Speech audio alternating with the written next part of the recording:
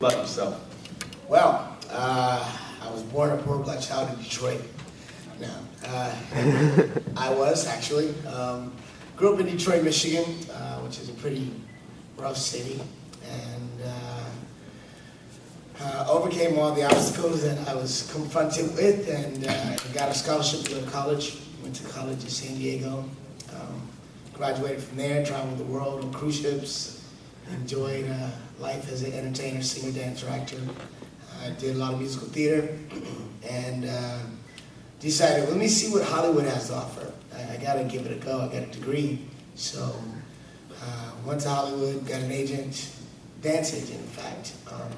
Started doing dance videos and various other things, and got a call for a kids show called The Power Rangers, which was at the time called Dino Thunder, and went, okay, I'll do it, but missed it because I was doing Star Search at the time. So I came back from Star Search after losing, and got a call again and said they still want to see you. Can you go in? And went in and auditioned against maybe 800 other people, and they boiled the numbers down till it was 3 casts of 5, and in the end we walked away with the victory,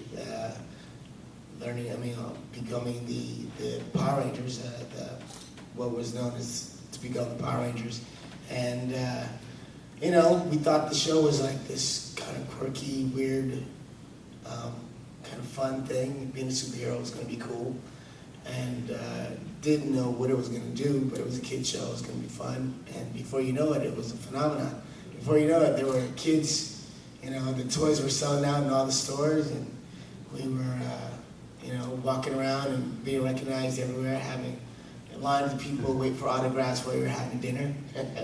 And it was, I don't know, it's kind of bizarre and crazy and fun, and a responsibility, because now we were role models for kids, and we needed to try to be our best. So I took that to heart and have maintained that over 20 years at this point. I didn't know that Power Rangers would continue for 20 years, or that, for a show to start in 1993 and to still be going right now with other casts, continuing the seasons. I knew that the show started in Japan and run for 20 years before we started it here. And now we are running 21 years, so we've kind of surpassed what they did in Japan. And it's pretty incredible. We are, I won't say as relevant, but pretty close to what we were before, except for the toys are not selling off the shelves like they were before, but there are fans everywhere in 40 countries around the world, and I get recognized every day, and I'm always told that I am a positive inspiration, or to be quoted as, "You are my childhood," which is pretty amazing because now everybody's taller than me. Yeah, it's kind of about me. I've been acting for 20 years. I've done a lot of different shows, over 150 episodics, television, about 7 films. And it amazes me that of all the things that I've done, Power Rangers sticks out. I've been working as a unit actor for 20 years, about 20 years now. Yeah, about 20 years. And everything from The Shield, which won Golden Globes and Emmy Awards for both the lead actor and the show itself, to comedies like Moesha or In the House, LL Cool J. Done serious dramas like CSI and Prime Suspect, NYPD Blue. And of all those things that I've done, when I get recognized, when people go, "I know you from somewhere," if I name any of those shows, they're like, "No." Like Power Rangers, that's it. Man, I love you. You were my childhood. So why are you taller than me? It's interesting. So that's pretty much who I am. Awesome. Jason Lenetsky, Cosplay NYC Magazine. I was just talking outside with Noah about the same. How do you feel about seeing people coming around dressed as the Power Rangers or other characters in the show? It's a huge compliment. It's awesome. I mean, to open your door on Halloween and have somebody dressed as you is kind of awkward. You're like, hey, you're me. What's the candy? Yeah. It's interesting. I think it is a blessing in a way to have inspired people to want to be like me, and it's also a huge compliment. So it's nice. Have you ever cosplayed besides obviously?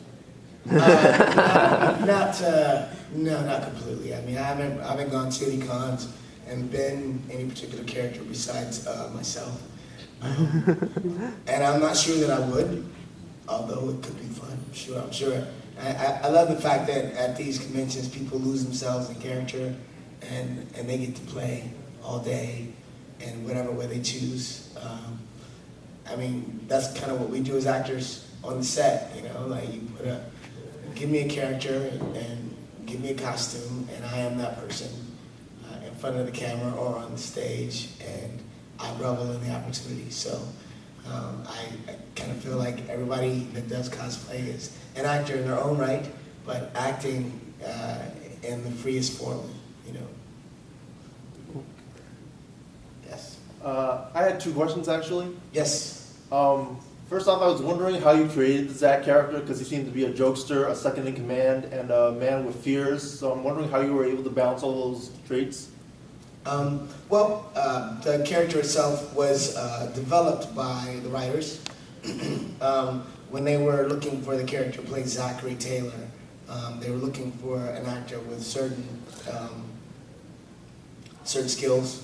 He had to be a dancer, gymnast, martial artist, and he had to be able to put all that together and create his own form of karate, hip-hop, keto. The personality traits are pretty kind of close to who I am, which made the character easier. You know, I am a man that stands up for the little guy. I am a good friend. I am courageous in my wanting to be a good person and wanting people to be around me to be good. So I've always kind of been the guy to take my own way and not be a follower, but be a leader in that sense. Like, okay, we're all going to do this. And I'm like, all right, that's cool. You do that. I'm going to do this. Who wants to go? You know, and that's who I've been. Okay, that leads into my second question. When you're in the Green Candle and Tommy's dying, well, not dying, but he's fighting the Cyclops. Yes. And you're afraid that he's going to die because he's fighting the Cyclops. How did you prepare for that moment? Like, that was a key moment for most Power Rangers fans, I think. Yeah.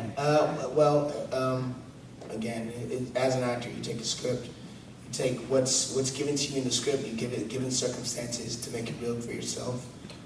You apply your own personal experiences to make that experience real to yourself on camera. And as far as preparing for it, that's basically the technique. Is like it's acting. You know, the script itself lends creativity to what we're going to make it. So that's kind of what it was. Thank you. Sure. Yes. Hi, Colin from Maryland's fan, and I've been a fan since I was probably smaller than these chairs. You're taller than me too. But ever since I've watched you grow, like as I grew up and I kept watching the shows, I you kind of feel it's like, oh, the popularity must have gone to their heads at some point. But I would watch interviews with you, Austin, Karen, David, Jason, and one event that really struck me was when, I don't remember where it was exactly, but you pretty much almost shut down the entire city because everyone was rushing to get you because you were really popular. Yeah, Universal Studios. Los Angeles. I thought so. Was there ever a point where it seemed like the popular was just a little too overwhelming and you wish you could just back off for a minute and just say slow down? There was a point in the beginning of the show, at the height of the show, where I'm an extrovert and I became an introvert because it became a thing where we were so popular that I could not make eye contact with anyone without giving them permission to approach me. And you're not always wanting to be approached. You know, if you're trying to go to the bathroom, you want to go to the bathroom. Don't follow me to the bathroom, please. So, yeah, there was a point where I wore hats and glasses, and I was kind of hiding, you know, which is odd for me because I am a clown. I like to play and be loud and be extravagant and make people laugh. And so, yeah, there was a period of time where it was like that, but I got past it. And I am back to my old witty self. We have time for one more question. Calvin Williams, Full Coverage Writers. Power Rangers is the show that you're like incredibly well known for, but there's another show that sticks out for me, like really incredibly underrated. One of my favorites, Nickelodeon Space Cases. Yes. Can you tell me about your experiences on that show?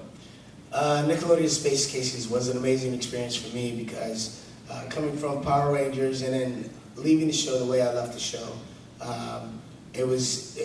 it felt really good to be greeted with open arms by the network Nickelodeon as a star actor, being the lead man on their show, which was kind of a Star Trek for kids, and I got to be Captain Kirk. How exciting!